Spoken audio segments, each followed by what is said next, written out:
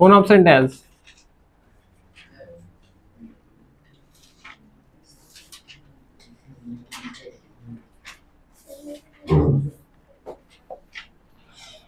आज बघणार आहे आपण कार्बन अँड इट्स कंपाऊंड्स. बाकीचं क्लिअर आहे सगळ्यांना? कोणाला काही डाऊट्स? जागा चेंज केली लागते समोर आला अजून म्हणलं चांगली गोष्ट. बर okay. What is the atomic number of carbon? 6. आणि ॲटॉमिक मास?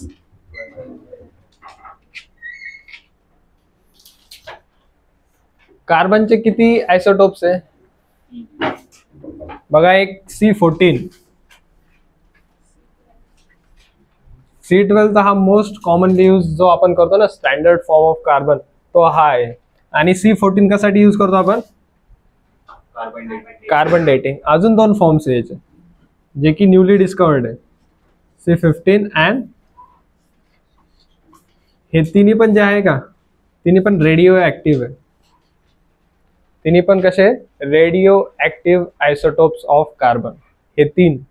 आणि C14 चे युजेस तुम्हाला माहिती आहे कार्बन डेटिंग साठी. म्हणजे एखादं फॉसिल जे भेटतं ना कोणतं पण ॲनिमलचं असू द्या कशाचं पण त्याचं एज डिटेक्ट करण्यासाठी आपण कार्बन डेटिंग प्रोसेस यूज करतो. आणि स्टँडर्डचं आपण मोस्ट वाईडली यूज हेच आहे C6 आणि ॲटॉमिक मास 12. ओके. सो कार्बनची व्हॅलेन्सी काय? 4. Atomic number 6. फर्स्ट ऑर्बिट मध्ये 2 उरले किती? 4. म्हणून आपण कार्बनला काय म्हणतो? टेट्राव्हॅलेंट. लक्षात ठेवा कार्बन इज टेट्राव्हॅलेंट.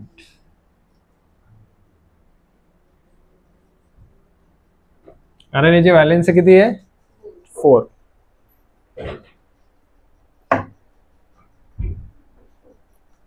हे 4 हा स्टँडर्ड फॉर्म आहे. हे 3 एलोट्रॉप्स नाही यार आयसोटोप्स आहे. रेडिओ ऍक्टिव्ह आयसोटोप्स आहे. आणि C14 कार्बन डेटिंग आहे. हे पण न्यूली डिस्कवर्ड आहे. हे रिसेंटली डिस्कवर झालेले. हे ते विचारत पण नाही तुम्हाला. तुमच्यासाठी हे 2च इम्पॉर्टंट आहे. त्यानंतर व्हॅलेन्सी 4 कारण ॲटॉमिक नंबर 6 आहे. आणि याच्यानंतर एक इम्पॉर्टंट प्रॉपर्टी शो करतं कार्बन दॅट इज कॅटिनेशन. काय असतं कॅटिनेशन? The ability of carbon to form bonds with its own compounds किंवा compounds of other elements.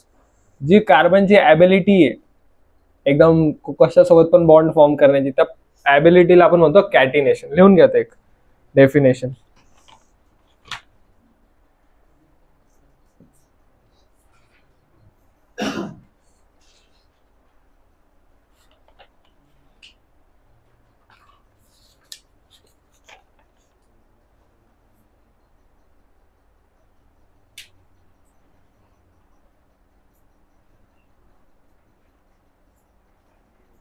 हाँ लिहिली. कॅटिनेशन हेडिंग टाका आणि लिहा. Carbon has the unique ability. Carbon has the unique ability to form bonds with. Carbon has the unique ability to form bonds with the atoms of carbon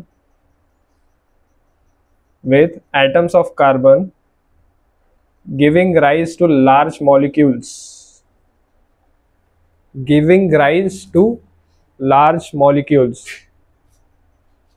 This property is called catenation.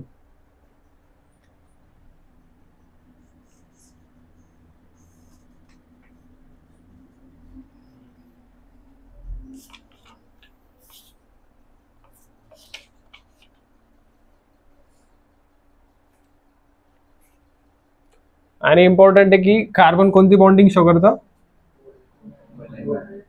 Sharing of electrons. तुम्हाला माहिती सगळ्यात जास्त जर कोणत्या एलिमेंटचे किंवा सबस्टन्सेसचे compound असेल पूर्ण earth crust मध्ये ते कोणते? कार्बन.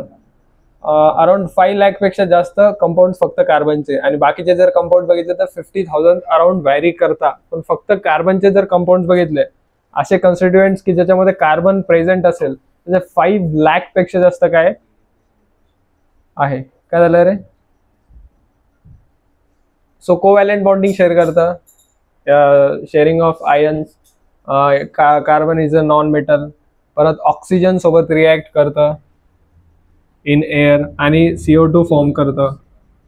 ऑक्सिजन सोबत जेव्हा कार्बन रिॲक्ट करतं ते कंबस्टिबल असतं. सो या बेसिक प्रॉपर्टीज आहे. आपल्यासाठी याच्यामध्ये इम्पॉर्टंट आहे हायड्रोकार्बन्स. हायड्रोकार्बन्सवरती तुम्हाला जे असतं ना नोमॅनक्लेचर वगैरे, ते तुम्हाला 11-12ला खूप विचारतात. वेगवेगळे खूप मोठे मोठे कंपाऊंड दिले जातात आणि त्याचं नाव विचारतं तुम्हाला, इस्टर्स कोणतं आहे वगैरे, खूप काही आहे. पण तुम्हाला याच्यामध्ये फक्त इम्पॉर्टंट आहे सोप्स अँड डिटर्जंट्स असणारे आणि एलोट्रॉप्स ऑफ कार्बन, त्याच्या प्रॉपर्टीज काय वगैरे. आपण फंक्शनल ग्रुप्स वगैरे बघून घेऊ फक्त कोणते हायड्रोकार्बन्स वगैरे, आणि मिसल फॉर्म कसं होतं ते, त्या गोष्टी इम्पॉर्टंट आहे. चला मग आता बघू आपण एलोट्रॉप्स ऑफ कार्बन. किती एलोट्रॉप्स आहे कार्बनचे? बघा, पहिले एलोट्रॉप्स मध्ये 2 टाइप्स आहे. कोणते? Crystalline and amorphous. Crystalline and amorphous. आता क्रिस्टलाइन मध्ये सगळ्यांना माहिती कोणतं आहे? Diamond, graphite and fullerenes. Amorphous मध्ये कोणते? कोल, चारकोल, कोक, हे सगळे काय आहे? अमॉर्फस. अजून क्रिस्टलाइन मध्ये एक रिसेंटली डेव्हलप झालाय, माहिती कोणता? ग्रॅफिन. ऐकलं असेल ना? डायमंड, ग्रॅफाइट, फुलरेन्स तर ऐकलंच आहे तुम्ही. ग्रॅफिन पण एक, जो की काय क्रिस्टलाइन फॉर्म आहे. ग्रॅफिन लक्षात ठेवा. एक एक बघू आपण क्रिस्टलाइन.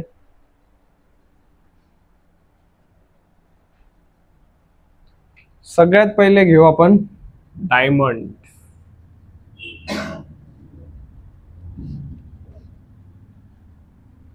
डायमंडचं स्ट्रक्चर कसं आहे? रिजिड स्ट्रक्चर आहे. अजून रिजिड तर ते माहिती आहे. एक्झॅक्टली ते स्ट्रक्चर कसं आहे? Tetrahedral structure. कसं आहे? टेट्राहायड्रल.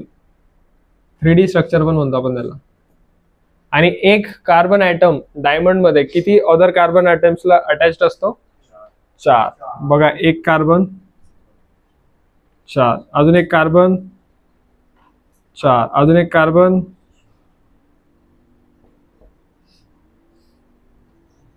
हे जे स्ट्रक्चर फॉर्म होतंय का, हे कोणतं स्ट्रक्चर आहे?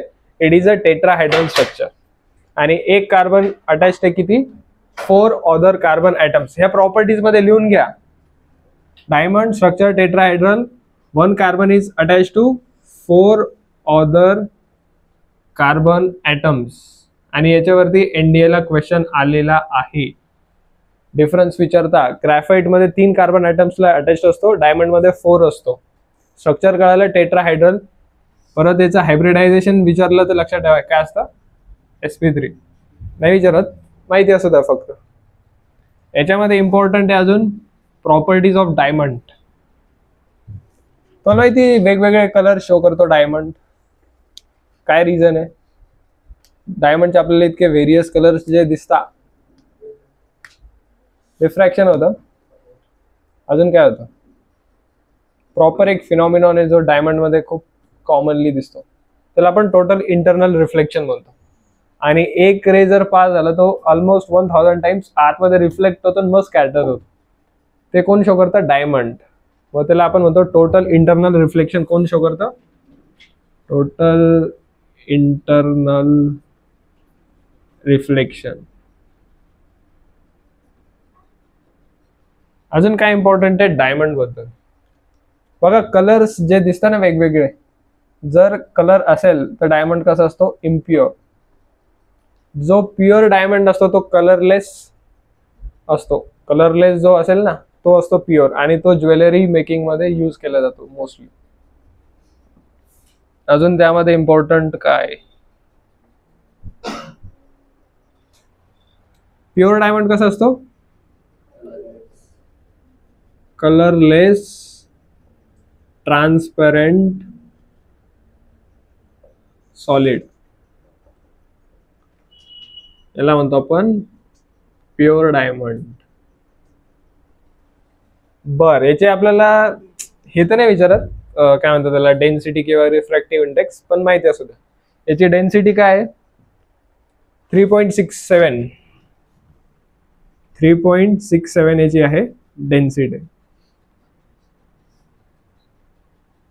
एक्स्ट्रा इन्फॉर्मेशन म्हणून तुम्हाला विचारणार होतं नाही, पण माहिती असू द्या. हा, एक ब्राऊन डायमंड असतो, माहितीये ब्राऊन डायमंड, त्याच्यावरती क्वेश्चन फॉर्म झालेला आहे एनडीएला, म्हणून सांगतो मी. ब्राऊन डायमंडला कॉमनली काय म्हणतात माहितीये? लिग्नाइट. लक्षात ठेवा, लिग्नाइट किंवा लिग्नाइटला कॉमनली काय म्हणतात? Brown diamond. वाईस वर्सा दोन्ही पण चालतं.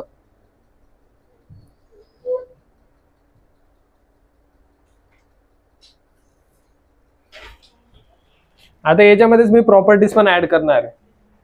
काय डायमंडचे युजेस कशासाठी होता? ज्वेलरीसाठी. ठीक आहे, अजून ग्लास कटिंग साठी. करेक्ट, ग्लासला कट करण्यासाठी. हा, आय सर्जरी. करेक्ट, अजून आय सर्जरी. अजून कशासाठी यूज होतो? काय काय? टेलिस्कोप मध्ये पण होतं. कॉमनली यूज सांगा, जे तुम्ही जास्त वाईड यूज होतो. हार्ड टूल्स वगैरे जे असतं ना, टूल्स, त्याला शार्पनिंग साठी पण डायमंडचा यूज होतो. अजून मॅन्युफॅक्चरिंग ऑफ टंगस्टन, जे कलर वाले असतं ना, कलरफुल म्हणजे इम्प्युअर वाले, ते ग्लास कट करण्यासाठी पण होतंय आणि शार्प करण्यासाठी पण होतं, टूल शार्प करण्यासाठी. Plus manufacturing of tungsten. And tungsten काय आहे? हा, एक फिलामेंट आहे जो बल्ब मध्ये यूज होतो. करेक्ट. बर, आता याचं हे काय असेल? Conductivity. Poor conductor of electricity. पण हीट कंडक्ट करू शकतो diamond. It is a bad conductor of electricity but can conduct heat. Heat conduct करू शकतो डायमंड. तुम्हाला डायमंड म्हणल्यावर पहिले आठवलं पाहिजे की it is a tetrahedral structure. 3D shape असतो तो. It is a bad conductor of electricity but can conduct heat. अजून डायमंड म्हणल्यावर टोटल इंटरनल रिफ्लेक्शन शो करतो. एक कार्बन ॲटम दुसऱ्या 4 कार्बन ॲटमला अटॅच्ड असतो. त्याची हायब्रिडायझेशन जर बघितली, इट इज sp3 हायब्रिडाइज. परत डेन्सिटी आहे त्याची 3.67. आणि जो प्युअर डायमंड असतो तो असतो कलरलेस ट्रान्सपरंट. परत जे कलरफुल डायमंड्स असतात म्हणजेच इम्प्युअर डायमंड असतात, ते टंगस्टन फिलामेंटच्या मॅन्युफॅक्चरिंग प्रोसेसमध्ये सुद्धा यूज होता. प्लस ग्लास कटिंग साठी यूज होता. सो इतकं इनफ आहे, मोर दॅन इनफ आहे प्रॉपर्टीज. झालंय लिहून? कोणाला बाकी असेल तर लिहून घ्या. मग आपण ग्रॅफाइट बघू. चालेल?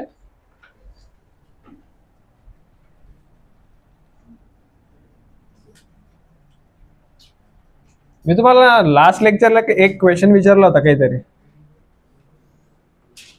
करंट अफेअर्सच्या लेक्चरमध्ये. काय क्वेश्चन होता? एक होमवर्क होता तुम्हाला. हा, राफा क्रॉसिंग. राफा क्रॉसिंग बघितली का तुम्ही? जाऊन नाही, फोटोज मध्ये. कुठे आहे राफा क्रॉसिंग? कशाला कनेक्ट करतं? खूप इम्पॉर्टंट आहे SSB साठी. फक्त रिटर्न एक्झाम क्लिअर नाही करायची आपल्याला, SSB पण क्लिअर करायचंय. काढा, माहिती काढा. सेकंड इज ग्रॅफाइट ना. हा,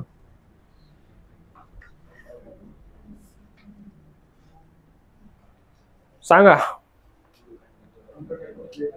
का बर? गुड कंडक्टर आहे तर का बर? Free electron present. एक म्हणजे एक कार्बन किती कार्बनला अटॅच असतो? 3 कार्बन ॲटम्स. आणि शेप कसा आहे याचा बघा, असे हेक्सागोनल शीट्स असतात आणि लेयर्स मध्ये प्रेझेंट असतात. काइंड ऑफ असा शेप आहे त्याचा काहीतरी. आणि हे काय असे जे 2 लेयर्स फॉर्म करताना त्यामुळे it is a good dry lubricant म्हणून पण यूज केला जातो. Dry lubricant. हेक्सागोनल शीट्स मध्ये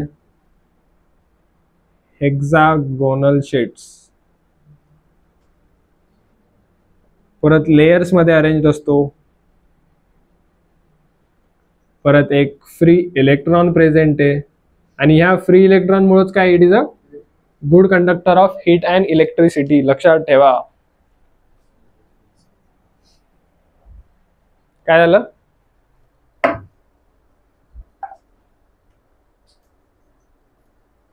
तुम्हाला माहिती का ग्रॅफाइटला जर खूप जास्त प्रेशर मध्ये जर हीट केलं आणि एखादा सुटेबल काय म्हणतात त्याला कॅटलिस्ट यूज जर केला तर तुम्ही ग्रॅफाइटचं डायमंड मध्ये कन्व्हर्जन करू शकता. पण डायमंडला तुम्ही काही पण करा तो ग्रॅफाइट मध्ये कन्वर्ट होत नाही.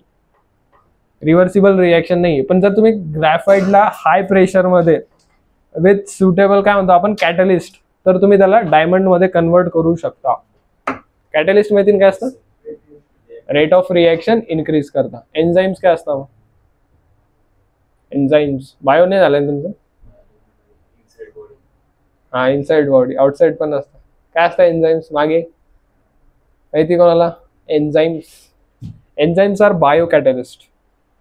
आता बायो कॅटलिस्ट तर माहितीच असेल तुम्हाला काय असतं. ओके चला युजेस सांगायचे. हा लीड पेन्सिल मध्ये कोणाला असं कन्फ्युजन आहे का लीड पेन्सिल मध्ये कोणता एलिमेंट यूज होतो? It is a lead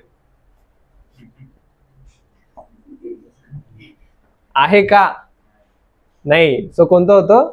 graphite. आणि त्याला ब्लॅक लीड पण म्हणतात.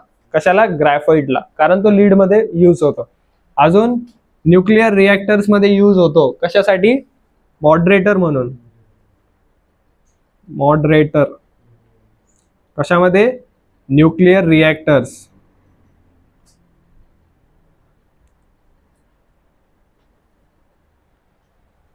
ग्रॅफाइट अजून कसा असतो? हा सॉफ्ट असतो, स्लिपरी असतो, स्मूथ असतो. सॉफ्ट, स्मूथ, स्लिपरी ह्या काय सगळ्याच्या प्रॉपर्टीज आहे ग्रॅफाइटच्या. आणि याचं हायब्रिडायझेशन लक्षात ठेवा फक्त की काय? sp2.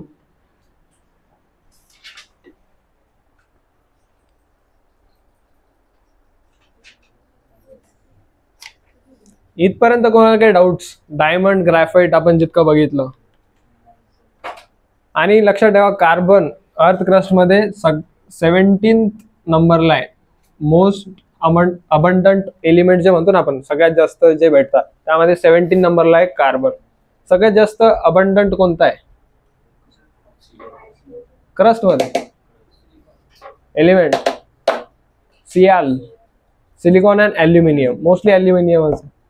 सियाल अँड सीमा माहिती ना? जॉग्राफी झालं. हा सीमा. आणि कोर मध्ये कोणतं आहे? निफे, निकेल अँड फेरस.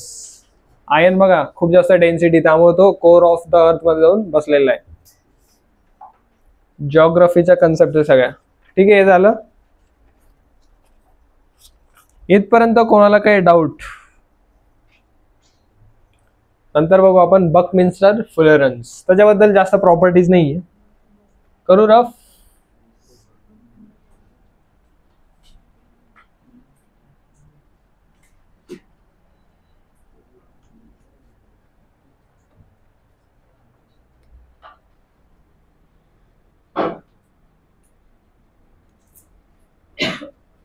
डायमंडची एक प्रॉपर्टी तर विसरलो ना आपण.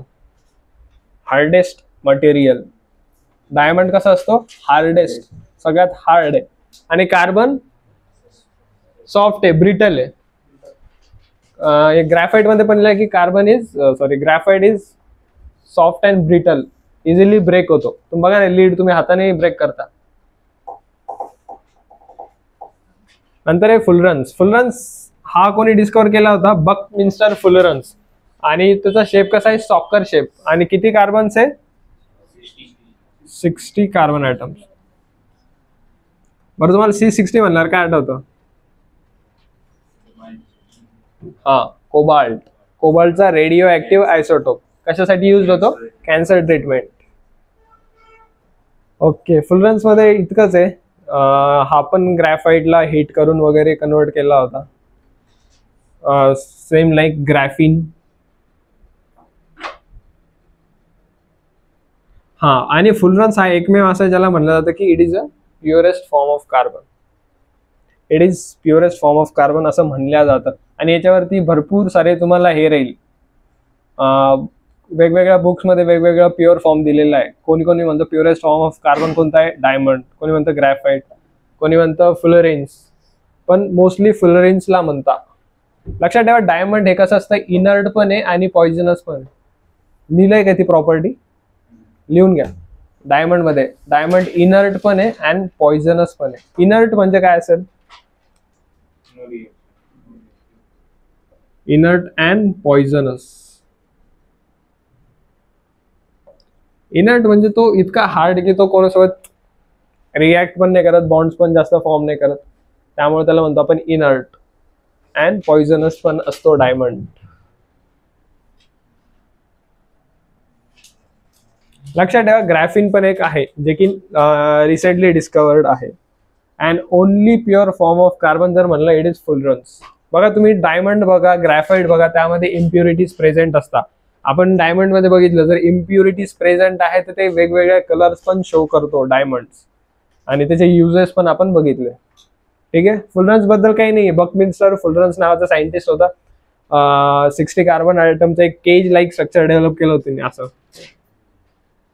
सॉकर, ते फुटबॉल वगैरे बघितलं असेल ना तुम्ही, तोच शेप असतो, दुसरा काही नाही. असं वेगवेगळे अटॅच्ड असतो.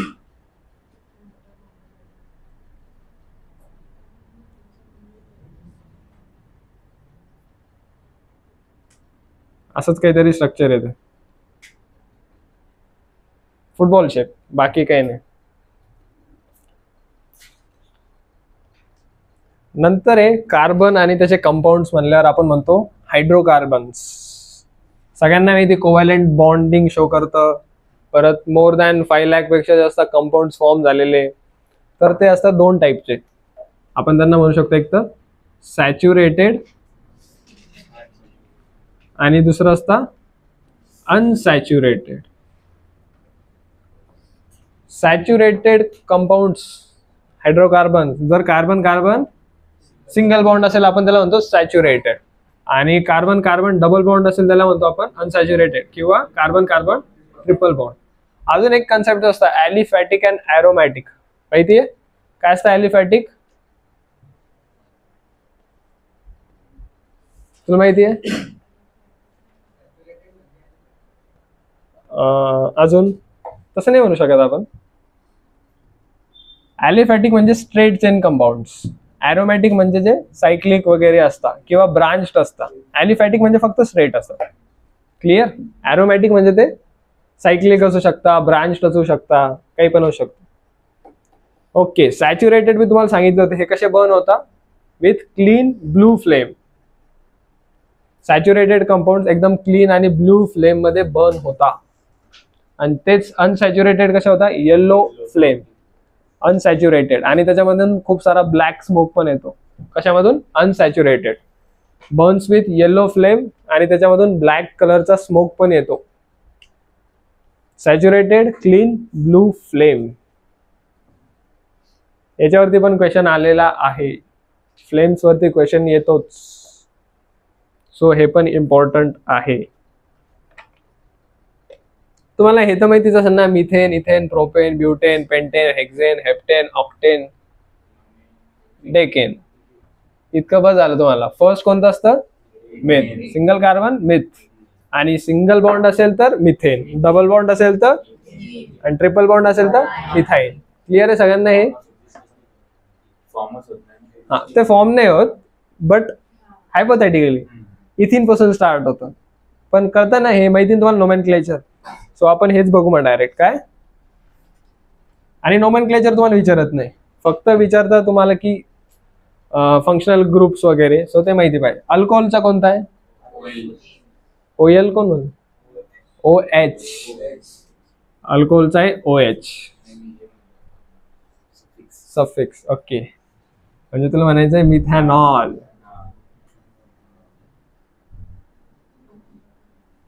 हेच म्हणायचं आहे तुला, ठीक आहे. अल्कोहोल नंतर काय असतं, अल्डिहाइड. अल्डिहाइडचा काय, CHO म्हणतो आपण त्याला. म्हणजेच काय असतं, C double bond O single bond H, आणि इकडे काही पण असू शकतं, याला म्हणतो आपण अल्डिहाइड ग्रुप. बर, त्याच्यानंतर जर ऍसिड, कार्बोक्सिलिक ऍसिड COOH, याला आपण असं पण लिहू शकतो CHO, आणि COOH लिहिलं म्हणजेच C double bond O single bond OH, आणि इकडे कोणता पण ग्रुप, इट इज कार्बोक्सिलिक.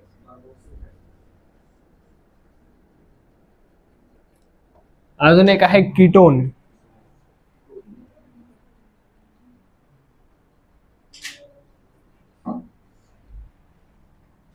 माहिती असेल तर तुम्हाला विचारणार नाही, हे तुम्हाला बोर्ड्स मध्ये विचारणार आहे. तुम्हाला नोमेनक्लेचर वरती कधीच क्वेश्चन नाही आलेला आणि येणार पण नाही. हे सगळं सब्जेक्टिव्ह पार्ट मध्ये.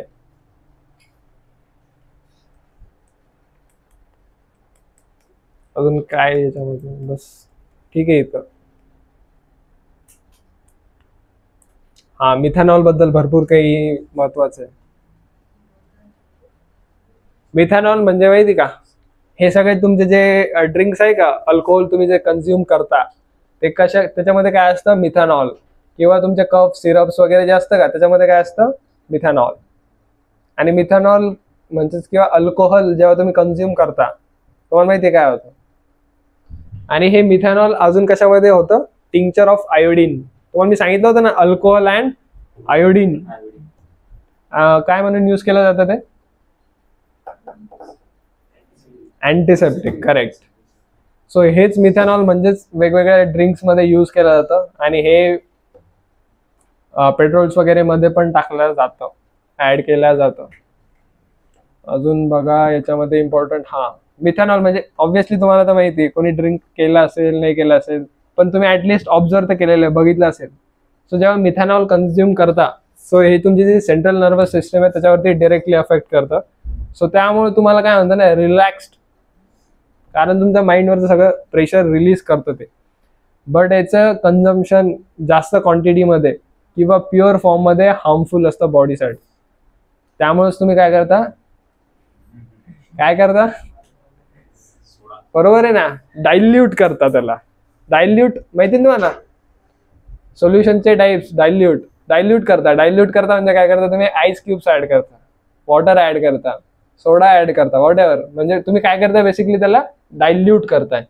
कारण ड्रंकनेस फील होतं, आणि जेव्हा ड्रंकनेस फील होतं तुमच्या सेंट्रल नर्वस सिस्टीमवर कंट्रोल राहत नाही. बाकीच्या गोष्टी काय होतं, काही इफेक्ट तुम्हाला माहिती आहे, डान्स करता वगैरे, सगळ्या गोष्टी वेगवेगळ्या. पण मिथॅनॉल ठीक आहे, पण जर तुम्ही इथॅनॉल जर कन्झ्युम केलं तर तुमची विदिन आवर्स डेथ होती. इथॅनॉल बॉडीसाठी इतका जास्त हार्मफुल आहे. काय, इथॅनॉल.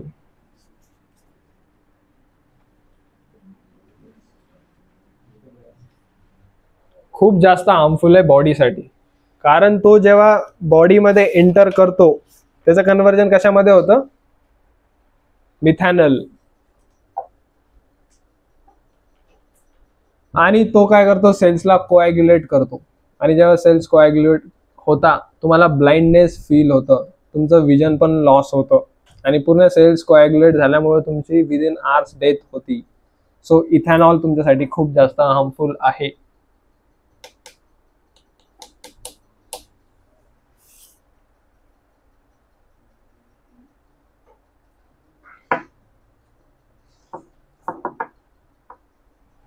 सॉरी, मी चुकीचं सांगितलं, हे इथॅनॉल सांगायचं होतं मला.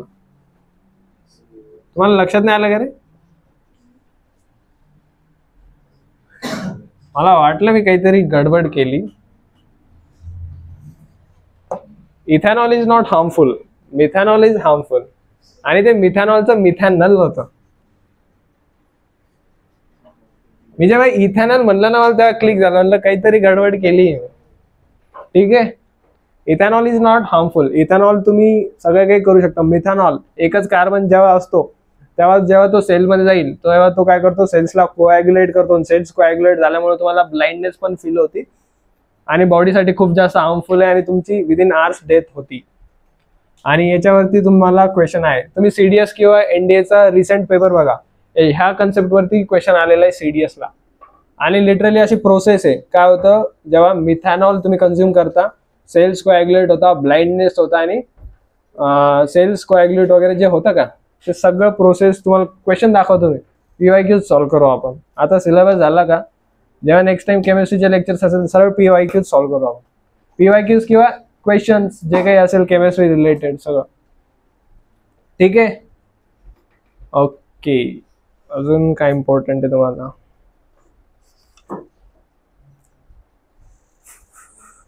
आणि हे सगळं कशामध्ये होतं, मिथॅनॉलचं कन्व्हर्जन प्रोटोप्लाझम.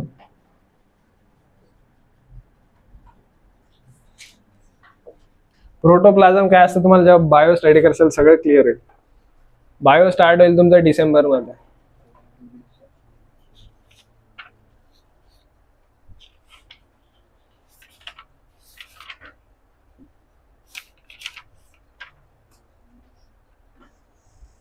आता आपण बघू सोप्स अँड डिटर्जंट्स. सोप्स काय असतात, कोण आहे ते? अँड डिटर्जंट्स काय असतात, Nirma powder.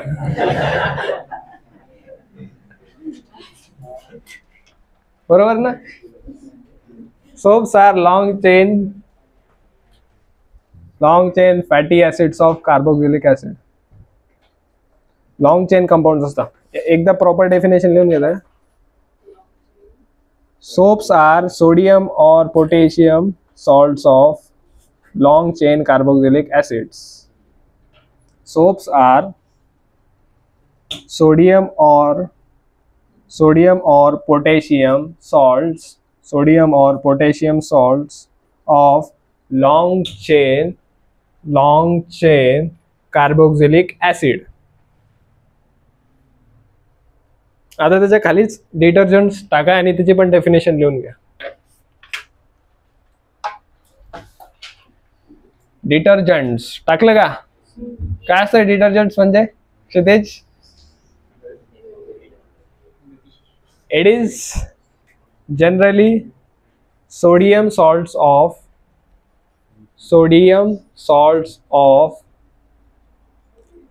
benzene sulfonic acid or ammonium salts with chloride. Salts of benzene sulfonic acid or ammonium salts with chloride किंवा ब्रोमाइड पण असू शकतं. वेगवेगळे आयन्स कोणते पण अटॅच असू शकतात.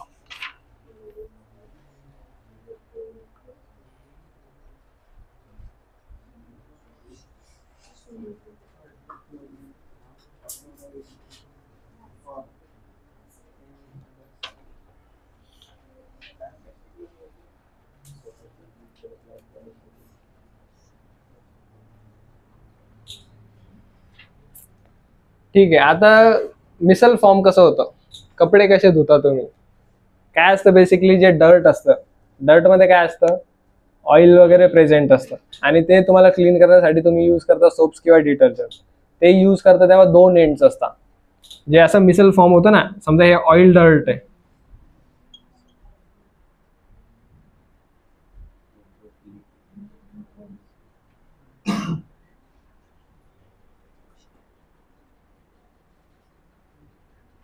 आता हे ऑइल आहे, दोन एंड असतं, एक असतं हायड्रोफोबिक आणि एक असतं हायड्रोफिलिक.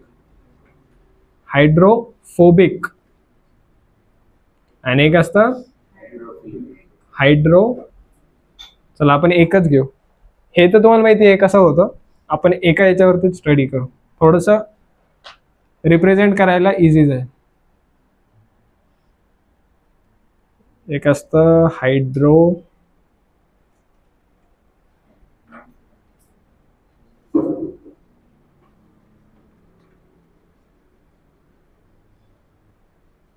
आता फोबिया म्हणजे तुम्हाला माहिती काय असतं, फिअर. फोबिक म्हणजे काय असेल, वॉटर त्याला रिपेल करेल. आणि इथं कोणता एंड असतो हा, हायड्रोफोबिक कोण असतो, हायड्रोकार्बन्स.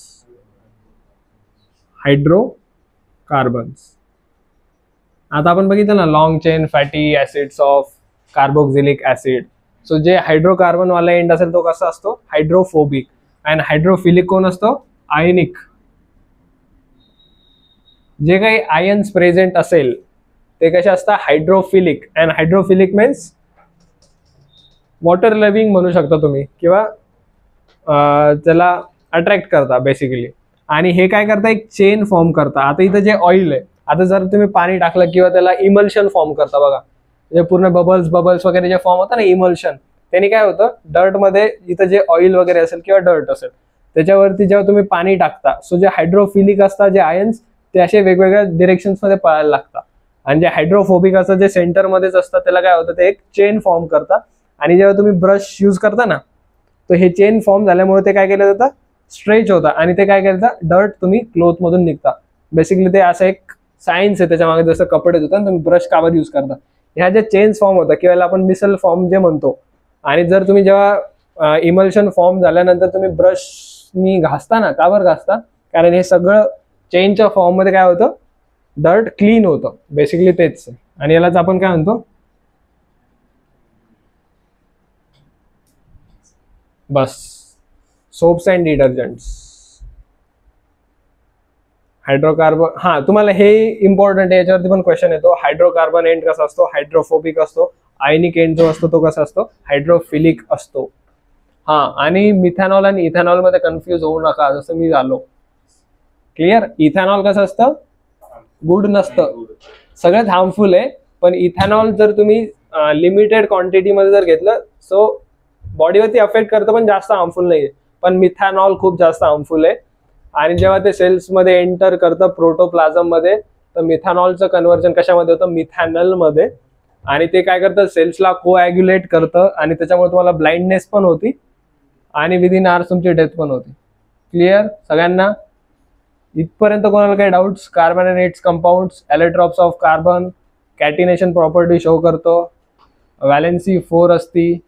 परत त्यानंतर इम्पॉर्टंट आहे तुम्हाला आयसोटोप्स, टेट्राव्हॅलेंट आहे. त्याच्यानंतर तुम्हाला सगळ्यात जास्त क्वेश्चन जर तुम्हाला या चॅप्टर मध्ये फॉर्म होणार असेल ते आहे एलेट्रॉप्स ऑफ कार्बन. आणि त्यानंतर मिसल फॉर्मेशन वरती विचारतं फक्त हायड्रोफोबिक अँड हायड्रोफिलिक एंड कोणता आहे, बाकी यामध्ये जास्त नाहीये.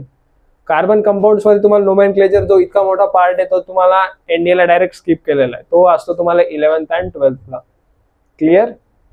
इथपर्यंत कोणाला काही डाऊट. परत एकदा रिवाइज करू आपण सगळं. मी तुम्हाला क्वेश्चन्स विचारतो, तुम्ही आन्सर सांगा.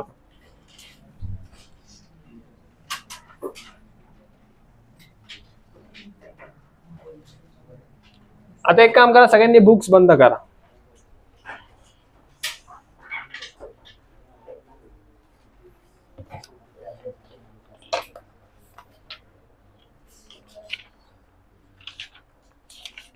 केलं सगळ्यांनी बुक्स बंद.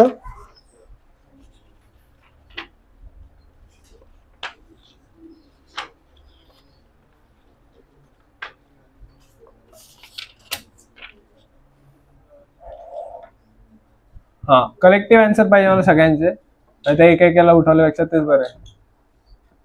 हा, कार्बनचे रिसेंटली 2 रेडिओ ऍक्टिव्ह आयसोटोप्स डिस्कवर झाले. कोणते ते, C15 आणि 16. कार्बन डेटिंग साठी कोणता आयसोटोप यूज होतो, C14. एलेक्ट्रॉप्स किती टाइपचे असतात कार्बनचे, 2. पहिले ते 2 आहे. कोणते असतात, अमॉर्फस अँड क्रिस्टलाइन. क्रिस्टलाइन मध्ये आपण किती बघितले, 4. फर्स्ट कोणता बघितला, डायमंड. आता डायमंडच्या प्रॉपर्टीज काय, हार्डेस्ट. First is hardest. अजून टेट्राहायड्रल स्ट्रक्चर. अजून काय, good conductor of heat. It is a bad conductor of heat. का बरं बॅड कंडक्टर ऑफ हीट आहे, no free electrons. Free electrons present आहे का, नाही. मग एक कार्बन किती कार्बन अटम्सला अटॅच्ड आहे, 4 अदर कार्बन अटम्स. प्लस याची हायब्रिडायझेशन काय, sp3 हायब्रिडाइज. प्लस याचे युजेस काय डायमंडचे, ग्लास कट करण्यासाठी होतो. Eye surgery, jewelleries, sharpening of tools, tungsten फिलामेंटच्या मॅन्युफॅक्चरिंग मध्ये यूज होतो. हा, आणि जो प्युअर डायमंड असतो तो कसा असतो? Colourless, transparent, solid. आणि जो कलरफुल असतात ते इम्प्युअर असतात. अजून एक इम्पॉर्टंट प्रॉपर्टी शो करतो ब्राऊन डायमंड. ब्राऊन डायमंडला काय म्हणते? इग्नाइट. इनर्ट असतो, इनर्ट अँड पॉइझनस. कोण असतं? डायमंड. अजून एक प्रॉपर्टी राहिली कोणती तरी, डेन्सिटी किती आहे? 3.6. करेक्ट. अजून झालं डायमंड. नंतर आपण बघितलं ग्रॅफाइट. ग्रॅफाइट कसं असतं? Good conductor of heat and electricity. Diamond heat conduct करू शकतो का? बॅड कंडक्टर ऑफ इलेक्ट्रिसिटी आहे, but it can conduct heat. Clear आहे? ठीक आहे. ग्रॅफाइट बद्दल सांगा. स्ट्रक्चर कसं आहे? स्ट्रक्चर हेक्सागोनल शीट्स आणि लेअर मध्ये अरेंज असतात. अजून स्मूथ अँड स्लिपरी. अजून ब्रिटल असतं, इझी टू ब्रेक. अजून हायब्रिडायझेशन sp2. अजून काय? अजून प्रॉपर्टीज कोणत्या आहे? युजेस लीड पेन्सिल्स मध्ये, त्यालाच आपण ब्लॅक लीड पण म्हणतो ग्रॅफाइटला. अजून काय? मॉडरेटर म्हणून यूज केलं जातं. कशामध्ये? न्यूक्लिअर रिएक्टर्स मध्ये. करेक्ट. ड्राय लुब्रिकंट्स म्हणून यूज केला जातो कारण लेयर्स मध्ये अरेंज आहे. अजून काय आहे काही? हा, ऑन हिटिंग. ग्रॅफाइटला तुम्ही डायमंड मध्ये कन्वर्ट करू शकता जर तुम्ही high pressure and suitable catalyst use केला तर करू शकता. पण तुम्ही डायमंडला ग्रॅफाइट मध्ये कन्वर्ट करू शकता का? नंतर आपण बघितलं होतं ग्रॅफिन. हा पण एक रिसेंटली डिस्कवर्ड आहे. त्याला पण प्युरेस्ट फॉर्म म्हणतात. पण जर सगळ्यात प्युअर असेल तो कोणता आहे? फुलरन्स. कोणी डिस्कवर केला होता तो? बकमिन्स्टर फुलरन्स. आणि किती कार्बन ॲटम्स असतात? स्ट्रक्चर कसं आहे? सॉकर शेप किंवा फुटबॉल शेप. त्यानंतर आपण बघितलं काही हायड्रोकार्बन्स आणि त्याच्यासाठी लागणारे किंवा यूज होणारे फंक्शनल ग्रुप्स. अल्कोहोल साठी कोणतं असतं? OH. अल्डिहाइड साठी CHO.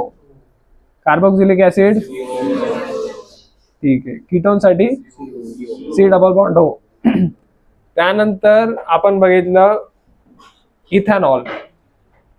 इथेनॉल बद्दल कळालं तुम्हाला सगळ्यांना. आणि हार्मफुल कोणतं आहे जास्त बॉडीसाठी? मिथेनॉल. आणि काय होतं बॉडीमध्ये गेल्यावरती? प्रोटोप्लाझम मध्ये काय होतं? सेल्स कोॲग्युलेट होता. ते झाल्यामुळे काय होतं? ब्लाइंडनेस पण होता आणि डेथ पण होती विदिन आवर्स. क्लिअर इथपर्यंत? नंतर आपण बघितलं सोप्स अँड डिटर्जंट. सोप्स काय असतात? साबण नका म्हणा. Sodium and potassium salts of long chain carboxylic acid. मग detergents salt of benzene sulphonic acid. इतकं जरी लक्षात राहिलं ठीक. बरं, आता जे मिसल फॉर्म होतं तुम्हाला मिसल फॉर्म करायला विचारणार आहे नाही. तुमचा आहे काय? MCQ based paper. त्यामध्ये तुम्हाला विचारते ना हायड्रोफोबिक एंड कोणता ना हायड्रोफिलिक एंड कोणता. हायड्रोफोबिक कोण असतं? हायड्रोकार्बन्स आर हायड्रोफोबिक आणि hydrophilic are ionic ends. Clear आहे? आणि ते क्लीन कसं होतं कळालं तुम्हाला? मिसल फॉर्म कसं होतं? ठीक आहे. आता मग आपलं एक इम्पॉर्टंट चॅप्टर, इम्पॉर्टंट तर नाहीये, पिरियोडिक टेबल आहे. त्यावरती तुम्हाला क्वेश्चन्स तर नाही आहेत पण प्रॉपर्टीज इम्पॉर्टंट आहे फक्त.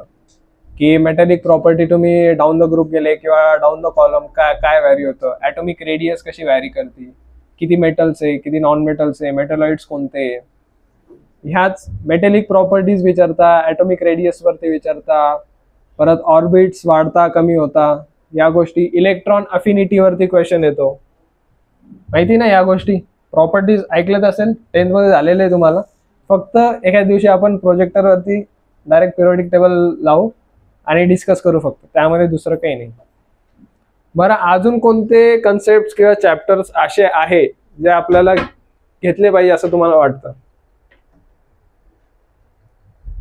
तुम्ही अनालाइज केलं पास्ट इयर क्वेश्चन पेपर्स, बघितले, जितकं झालंय तुम्हाला मोस्ट ऑफ द क्वेश्चन्स येणार आहे तुम्हाला acid basis salts, metal and non metals, chemical reactions आणि डिस्कवरीज, जे प्रोटॉन असेल, इलेक्ट्रॉन असेल, याच्यावरती क्वेश्चन्स येतात. प्लस कार्बनचे इलेक्ट्रॉप्स वरती क्वेश्चन येतात. तुमचे जास्त क्वेश्चन असतं, तुम्हाला 12 to 15 क्वेश्चन्स व्हॅरी होता आणि खूप बेसिक क्वेश्चन असतं. तुम्ही लास्ट इयरचा पेपर घ्या त्यांच्याकडनं आणि क्वेश्चन बघा एकदा कसे येतात टाईप. असं नाही की इझी क्वेश्चन येतात म्हणून आपल्याला फक्त तेच करायचं. हा, ऑक्सिडेशन नंबर बघायचा आपल्याला एक, की कसं कॅल्क्युलेट करता. खूप इझी आहे. जे कंपाऊंड आहे त्याच्यातून आपल्याला फक्त फाइंड आउट करायचं की ऑक्सिडेशन नंबर काय आहे एखाद्या एलिमेंटचा. आपल्याला माहिती ऑक्सिजनचा -2 आहे, तर -2च राहील का? नाही, तो कंपाऊंड नुसार काय करतो, व्हॅरी करतो. अजून एक असतं आयसोमर्स. आयसोमर्स काय असतात? आयसोमर्स वरती क्वेश्चन विचारता, फक्त एखादा कंपाऊंड दिलेला आहे की किती आयसोमर्स, हा, तर तेच विचारता की किती डिफरंट स्ट्रक्चर फॉर्म होऊ शकतात. खूप इझी आहे. तुम्हाला एखादा कंपाऊंड दिला आणि तुम्हाला फक्त स्ट्रक्चर ड्रॉ करून बघावं लागेल की किती स्ट्रक्चर फॉर्म होऊ शकतात. बाकी काही नाहीये त्यामध्ये. ठीक आहे, इथपर्यंत चालेल. मग सॅटर्डेला आपण सप्टेंबर करंट अफेअर्स घेऊ, सप्टेंबर किंवा ऑक्टोबर.